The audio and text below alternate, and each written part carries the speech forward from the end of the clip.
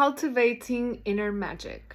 Since Winter Solstice, we have entered a regenerative portal that supports us in cultivating inner magic. And today, with this new moon, is an auspicious time for us to enhance the awareness that it is an important time for us to commit to practice.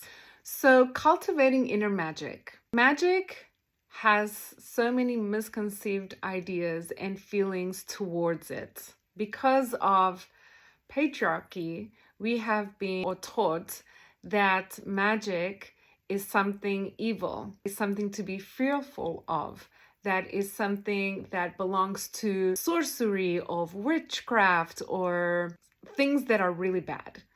And it is completely the opposite of that. Magic is beauty. Magic walks hand in hand with the beauty way. Magic is actually accessing that inner beauty that when you live from that inner beauty, you will start manifesting so many precious magical things in your life. So that is the essence of magic. When it is used with the purpose of being of service and with the purpose of amplifying goodness and goodwill in the world. Our ancient traditions share with us ancient sacred tools that support us on accessing that inner magic. What I'm going to share with you today are 5. Number 1, commitment to practice. Practice is committing to a spiritual method that supports you in feeling connected with the divine that resides within you. And so that is ritual, prayer, and which goes into the second one that I'm going to share with you, chanting. Chanting sacred sounds, sacred prayers, sacred words are the first gateway to access magic, the first gateway to access connection with the divine. So if I look at the ancient practices of the Far East, for example, India has the mantras which are specific words that are put together, specific Sanskrit words from the Sanskrit language that are put together to invoke a certain energy into your life. In India, they use archetypal psychology or archetypal mythology, so the worshiping or chanting to different kinds of gods and goddesses and symbols to invoke their intelligence into your being, and so that you may also live from that intelligence. If you look at our Western side of the world, we have sacred prayers like Mother Mary or Christ consciousness are gateways for us to access and cultivate inner magic. Hence, the third one is mudras. So mudras is a practice that you will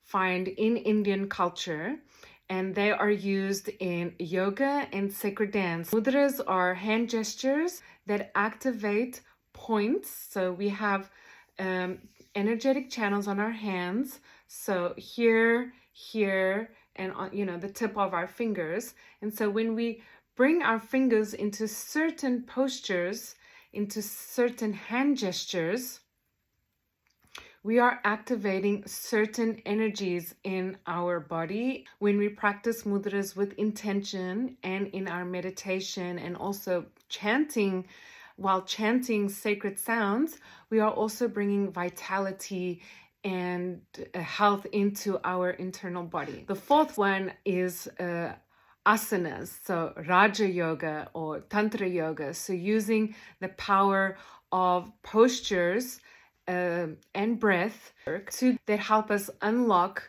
intelligence that is stored in our bodies. So much of our wisdom, of our deep inner knowing is stored in the body. And so through the practice of asanas and breath work, we access that energy, we access that wisdom. And that also goes into the fifth one, which is sacred dance. So sacred dance is moving the body in rhythm, creating sacred geometry in space with music. Also, while people are chanting sacred songs, when we dance the dance as a ritual, when we dance the dance as a prayer, when we dance the dance as an invocation, we are invoking sacred space within ourselves and sacred space around us. And that is a wonderful way to honor the divine, to honor the elements, to honor the directions, and most importantly, to honor our prayers. The Upanishads, which are ancient sacred texts from India, tell us that dance, music, and song are the greatest offerings one can give to the divine. They really ignite the flame within us, spark the inner light, and enable us to really live our true purpose on the planet, in this lifetime, you could say. So they really enable us to access inner magic. And these are sacred tools that help us to access magic. And magic is seen as art, as seen as manifestation, as seen as synchronicity, telepathy, beautiful things happening in your life, beautiful things happening in your body. Remember, magic and beauty go hand in hand. They walk together as sisters. Cultivating inner magic is something that I invite you to really commit to doing, especially on this new moon. Winter solstice, new moon portal, birthing ourselves into this new year. If you would like to go deeper into these sacred tools, I invite you to join my masterclass on January 6th. I will be sharing an embodiment practice of all of these sacred tools, which is also a prelude to my winter immersion called Winter Whispers. It's a 5-week immersion where we will go deep into all of these sacred tools and most importantly, embody them and work on building a commitment to practice. That is my take on magic and the sacred tools that I wish to share with you and that have been gifted to us by our ancient ones, and that so gracefully we can practice them today. Magic is beauty. Don't forget that. You are invited to join me on going deeper in accessing inner magic. Happy New Year!